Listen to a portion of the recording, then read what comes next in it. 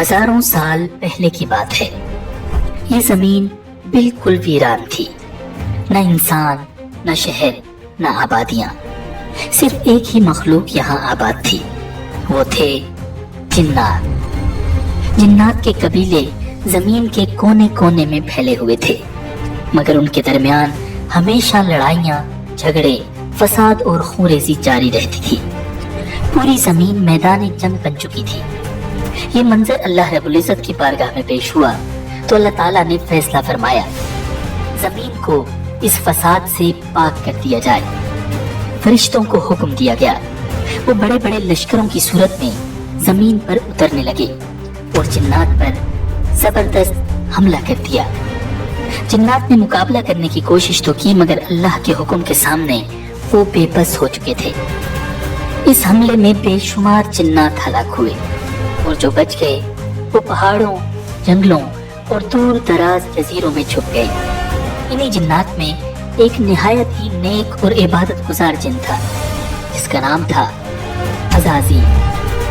عزازیل باقی جنوں سے مختلف تھا، وہ فساد سے بالکل الگ رہتا اور دن رات عبادت کرتا رہتا تھا۔ جب فرشتے جنات کے خلاف لڑنے آئے تو عزازیل نے کھل کر فرشتوں کا ساتھ دیا۔ فرشتے اس کی عبادت اور اخلاص سے بہت امپریس ہوئے۔ جب جنگ ختم ہوئی تو وہ اسے اپنے ساتھ آسمانوں پر لے گئے۔ اب عزازیل فرشتوں کی محفلوں میں رہنے لگا۔ وقت کے ساتھ ساتھ اس کا علم اور عبادت میں مقام بڑھتا چلا گیا، حتیٰ کہ اللہ تعالیٰ کے ہاں اس کا درجہ بہت بلند ہو گیا۔ مگر اسی دوران اس کے دل میں ایک خاموش خواہش نے جگہ بنانا شروع کی، کاش زمین کی خلافت مجھے عطا ہو جائے۔ وقت گزرتا جا رہا تھا، پھر ایک دن اللہ رب العزت کی طرف سے ایک اعلان ہوا، ایک ایسا اعلان جو سب کچھ بدل دینے والا تھا۔ اللہ تعالیٰ نے ارشاد فرمایا، میں زمین میں اپنا ایک خلیفہ بنانے والا ہوں۔ تمام مخلوقات میں ہلچل مچ گئی۔ سب کے ذہن میں یہی سوال تھا کہ زمین پر اللہ کا نائب کون ہوگا؟ فرشتے زمین پر اس سے پہلے جنات کا فساد دیکھ چکے تھے، تو انہوں نے حیران ہو کر اللہ رب العزت سے عرض کیا، کیا تو زمین میں ایسے کو خلیفہ بنائے گا جو فساد کرے گا اور خون بہائے گا؟ حالانکہ ہم ہر وقت تیری تسبیح اور پاکی بیان کرتے ہیں۔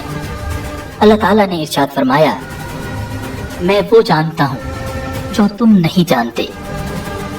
دوسری طرف عزازیل یہ اعلان سنتے ہی بہت خوش ہوا۔ وہ بہت کانفیڈنٹ تھا کہ اللہ کے ہاں اس کا جو مقام ہے، اس لیے اب اس زمین کی خلافت تو اسے ہی ملنے والی ہے۔ لیکن پھر ایک ایسا واقعہ ہوا جس نے سب کو حیران کر دیا۔ اللہ تعالیٰ نے حضرت اسرائیل علیہ السلام کو حکم دیا کہ وہ زمین کے مختلف علاقوں سے مٹی جمع کریں۔ حضرت اسرائیل علیہ السلام نے پہاڑوں، میدانوں، ریگستانوں اور زرخیز زمینوں ہر جگہ سے تھوڑی تھوڑی مٹی جمع کی۔ یہ مٹی مختلف رنگوں کی تھی، کسی جگہ کی مٹی نرم تھی اور کسی کی سخت۔ اس مٹی سے اب اللہ تعالیٰ نے ایک نئی مخلوق تخلیق فرمانا شروع کی، انسان۔ جب پہلے انسان کی تخلیق مکمل ہوئی تو اس کا نام رکھا گیا آدم۔ پھر اللہ تعالیٰ نے ان میں روح پھونکی اور یوں انسانیت کی ابتدا ہو گئی۔ اب تمام مخلوقات کی نظریں حضرت آدم علیہ السلام پر تھی کہ ان میں کیا خاص بات ہے، وہ کیسے سب سے ڈیفرنٹ ہیں۔ اب اللہ رب العزت نے حضرت آدم علیہ السلام کو خاص علم عطا کرنا شروع کیا، ایسا علم جو اس سے پہلے کسی کو بھی نہیں دیا گیا تھا، نہ فرشتوں کو نہ جنات کو۔ اب اس علم سے متعلق امتحان لینے کی باری تھی۔ اللہ تعالیٰ کی طرف سے فرشتوں اور حضرت آدم علیہ السلام کا امتحان لیا گیا۔ فرشتے کسی سوال کا جواب نہ دے سکے، جبکہ حضرت آدم علیہ السلام نے تمام سوالوں کے ٹھیک ٹھیک جواب دے دیے۔ اب فرشتوں پر بالکل واضح ہو گیا کہ انسان ان سے بہت سپیریئر ہے۔ انہوں نے اللہ رب العزت کے حضور عرض کیا، یا اللہ، ہم صرف اتنا ہی جانتے ہیں جتنا تو نے ہمیں سکھایا، بے شک تو ہی علم والا، حکمت والا ہے۔ اور پھر وہ دن آ گیا جب زمین کی خلافت کا فیصلہ کیا جانا تھا۔ مجلس میں تمام فرشتے اور عزازیل بھی موجود تھا۔ عزازیل کے دل میں انسان کے خلاف حسد کی چنگاری بھڑک رہی تھی، مگر اسے اپنی عبادت پر بہت ناز تھا اور وہ سوچ رہا تھا کہ آدم تو بیچارہ مٹی سے بنا ہے اور میں آگ سے بنا ہوں، میں ہی یقیناً اللہ کے نزدیک افضل ہوں، خلافت تو مجھے ہی ملے گی۔ اور پھر اللہ تعالیٰ نے اپنا فیصلہ سنا دیا کہ زمین پر اس کا خلیفہ انسان ہوگا۔ عزازیل پر یہ خبر بجلی بن کر گری، وہ شوق میں چلا گیا، اس کی آنکھیں غم اور غصے کی وجہ سے سرخ ہو رہی تھی۔ اب اللہ رب العزت نے تمام فرشتوں اور عزازیل کو حکم دیا، آدم کو سجدہ کرو۔ اللہ رب العزت کے اس حکم کے ساتھ ہی تمام فرشتے فوراً سجدے میں گر گئے، سوائے عزازیل کے۔ کسی کی مجال نہ تھی کہ اللہ کے حکم کا انکار کرے، مگر وہ بدبخت گردن اکڑائے غصے اور تکبر کے ساتھ کھڑا ہوا تھا۔ دربار خداوندی میں سناٹا چھایا ہوا تھا۔ اللہ تعالیٰ نے پوچھا، تجھے کس چیز نے روکا کہ تو سجدہ نہ کرے جب میں نے تجھے حکم دیا؟ ابلیس نے تکبر سے جواب دیا، میں اس سے بہتر ہوں، تو نے مجھے آگ سے پیدا کیا اور اسے مٹی سے۔ اللہ رب العزت نے نہایت جلال سے فرمایا، نکل جا یہاں سے، تجھے یہ حق نہیں کہ یہاں تکبر کرے، یقیناً تو ذلیلوں میں سے ہے۔ اب وہ عزازیل ابلیس بن چکا تھا، مردود اور شیطان، مگر بجائے شرمندہ ہونے یا توبہ کرنے کے، اس نے اللہ تعالیٰ سے ایک حیران کن درخواست کی، مجھے قیامت تک مہلت دے دے، جس دن انسانوں کو قبروں سے اٹھایا جائے گا۔ اللہ رب العزت نے فرمایا، جا، تجھے مہلت دی گئی۔ لیکن ابلیس نے وہیں ایک اور اعلان کیا، جو کہ ایک چیلنج تھا، ایک سازش تھی۔ کہنے لگا، اب چونکہ تو نے مجھے گمراہ کیا ہے، اس لیے میں بھی قسم کھاتا ہوں کہ ان انسانوں کی گھات لگا کر تیرے سیدھے رستے پر بیٹھا رہوں گا، پھر میں ان پر چاروں طرف سے حملے کروں گا، ان کے سامنے سے بھی اور ان کے پیچھے سے بھی اور ان کے دائیں طرف سے بھی اور ان کے بائیں طرف سے بھی، اور تو ان میں سے اکثر لوگوں کو شکر گزار نہیں پائے گا۔ اللہ رب العزت نے نہایت جلال سے فرمایا، نکل جا یہاں سے ذلیل اور مردار ہو کر، ان میں سے جو تیرے پیچھے چلے گا وہ بھی تیرا ساتھی ہوگا، اور میں تم سب سے جہنم کو بھر دوں گا۔ یوں ابلیس انتہائی ذلیل ہو کر بارگاہ خداوندی سے نکل گیا۔ وہ غصے اور انتقام کی آگ میں جل رہا تھا۔ اسے سب سے زیادہ غصہ انسان پر تھا، جس کی وجہ سے وہ اللہ رب العزت کی مجلس سے نکالا جا چکا تھا۔ اب حضرت آدم علیہ السلام کا اصل امتحان شروع ہونے والا تھا۔ انسان اور شیطان کا مقابلہ شروع ہونے والا تھا۔ حضرت آدم علیہ السلام جنت میں رہنے لگے، وہاں ہر طرح کی نعمتیں تھیں، لیکن پھر بھی وہ اکیلا محسوس کرتے تھے، انہیں تنہائی کا احساس ہوتا تھا۔ اللہ رب العزت نے ان کی تنہائی دور کرنے کے لیے ان کی زوجہ حضرت حوا علیہ السلام کو پیدا فرمایا، وہ ان کی ساتھی بنی۔ اب حضرت آدم اور حضرت حوا دونوں خوشی سے جنت میں رہنے لگے۔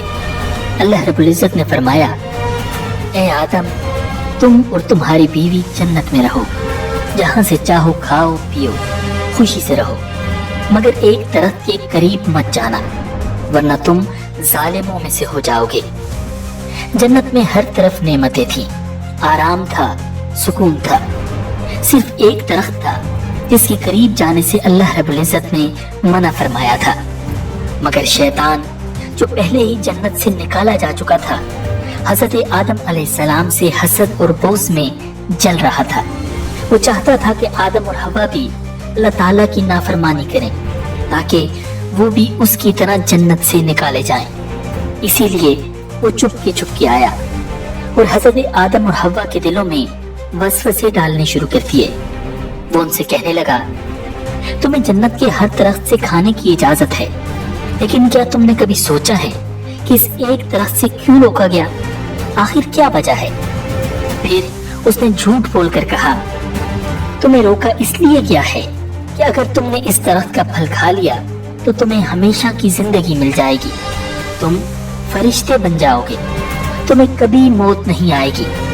ये दरख्त तो शजरे खुल्द है, यानी हमेशा की जिंदगी देने वाला दरख्त। इब्लीस ने बड़ी नरमी, चालाकी और झूठी कस्मों के साथ ये जाहिर किया कि वो उनका खैर खा है। वो बार बार कहता रहा, मैं तुम दोनों का भला चाहता हूँ, मेरी बात मानो, इस दरख्त का फल खा लो, देखना तुम्हें क्या मकाम हासिल होता है। हजरत आदम और हव्वा ने कभी झूठ सुना ही नहीं था और न कभी किसी को अल्लाह की झूठी कसम खाते देखा था, तो बिलाखिर वो धोखा खा गए और उस दरख्त का फल खा लिया। बस यही वो लम्हा था जिसने सब कुछ बदल दिया। अल्लाह ताला का हुक्म टूट चुका था। जैसे ही उन्होंने फल खाया, फौरन जन्नत का नूरानी लिबास उनके जिस्मों पर से गायब हो गया और वो घबरा कर जन्नत के पत्तों से खुद को छुपाने लगे। उन पर एकदम शर्मिंदगी छा गई। अल्लाह ताला ने हजरत आदम को पुकारा, क्या मैंने तुम्हें इस दरख्त से मना न किया था और ये न कहा था कि शैतान तुम दोनों का खुला दुश्मन है? दोनों ने जब अल्लाह की पुकार सुनी तो मारे खौफ के कांप उठे। हजरत आदम और हजरत हव्वा अलैहिमुस्सलाम बहुत गमगीन थे कि उनसे क्या गुनाह हो गया, कैसे वो शैतान के धोखे में आ गए। उन्हें समझ नहीं आ रही थी कि अल्लाह रब्बुल इज्जत से माफी कैसे मांगे, मगर अल्लाह की करीम जात को उनकी हालत पर रहम आ गया और अल्लाह ताला ने खुद उन्हें एक खास दुआ सिखा दी। रब्बना ज़लमना अनफुसना व इन लम तग़फिर लना व तरहमना लनकूनन्न मिनल खासिरीन। ऐ हमारे रब, हमने अपनी जानों पर जुल्म किया, अगर तू हमें न बख्शे और हम पर रहम न करे तो हम यकीनन खसारे वालों में से हो जाएंगे। हजरत आदम और अम्मा हव्वा ने ये दुआ मांगना शुरू की तो अल्लाह ताला ने उनकी तौबा कबूल कर ली और यूं तौबा का दरवाजा हमेशा के लिए खुल गया। फिर अल्लाह ताला ने फरमाया, अब तुम सब इंसान और शैतान जमीन पर उतर जाओ, तुम एक दूसरे के दुश्मन होगे, वहाँ तुम्हें एक वक्त मुकर्रर तक ठहरना है और वहाँ जिंदगी गुजारनी है। हजरत आदम और हजरत हव्वा को जन्नत से उतारकर इस जमीन पर भेज दिया गया। यही वो जगह थी जहाँ उनका और उनकी आने वाली नस्लों का इम्तिहान लिया जाना था, जहाँ इंसान और शैतान की एक मुसलसल जंग रहनी थी। इस जमीन पर तो सब मुख्तलिफ था। इधर आकर उन्हें पहली बार भूख का एहसास हुआ, पहली बार खेती बाड़ी की, रोटी पकाई और तब जाकर पेट भरा। हजरत इब्न अब्बास रज़ियल्लाहु ताला अन्हु फरमाते हैं कि जमीन पर उतरने के बाद हजरत जिब्राइल अलैहिस्सलाम हजरत आदम अलैहिस्सलाम के पास आए। उनके साथ गंदम के 7 दाने भी थे। हजरत आदम ने पूछा, ए जिब्राइल, ये क्या चीज है? हजरत जिब्रील अलैहिस्सलाम ने जवाब दिया, ये उसी दरख्त का फल है जिसके बारे में आपको मना किया गया था, लेकिन आपने वो खा लिया था। हजरत आदम ने फरमाया, अब मैं इन दानों का क्या करूं? हजरत जिब्रील ने कहा, इन्हें जमीन में बो दीजिए। हजरत आदम ने उन दानों को जमीन में बो दिया। ये दाने बहुत वजनी और बड़े थे, दुनिया के आम दानों से कहीं ज्यादा। कुछ अरसे बाद वो दाने उगाए। हजरत आदम ने फसल काटी, दाने साफ किए, फिर उन्हें पीसा, आटा गूंदा और रोटी बनाई। यूं हजरत आदम अलैहिस्सलाम ने जमीन पर मेहनत करके खाना खाने का तरीका सीखा। इसी तरह हजरत आदम अलैहिस्सलाम का पहला लिबास भी हजरत जिब्राइल अलैहिस्सलाम की मदद से तैयार हुआ। वो भेड़ की ऊन से बना था। पहले उन्होंने ऊन काटी, फिर चरखे पर धागा बनाया, फिर हजरत आदम अलैहिस्सलाम ने अपने लिए एक जुब्बा और हजरत हव्वा के लिए कमीज और ओढ़नी तैयार की। और यूं इस जमीन पर इंसानियत का आगाज हुआ। इंसान और शैतान की कहानी शुरू हुई, एक ऐसी जंग जो आज तक जारी है। यहाँ शैतान इंसान को धोखा देता है, उसे बहकाता है और अल्लाह के हुक्म से रोकता है, और इंसान अक्सर उसके धोखे में आ भी जाता है। लेकिन याद रखें, कामयाब वही है जो गुनाह के फौरन बाद अपने बाप हजरत आदम अलैहिस्सलाम की तरह निदामत के साथ अल्लाह से तौबा और इस्तिगफार करें, क्योंकि बेशक अल्लाह रब्बुल इज्जत की जात निहायत मेहरबान और बख्शने वाली है। अगर आपको ये वीडियो पसंद आई हो तो इसे लाइक कीजिए, अपने ख्यालात कमेंट्स में बताएं और इसे अपने दोस्तों के साथ जरूर शेयर कीजिए ताकि सब तक ये पैगाम पहुंच सके।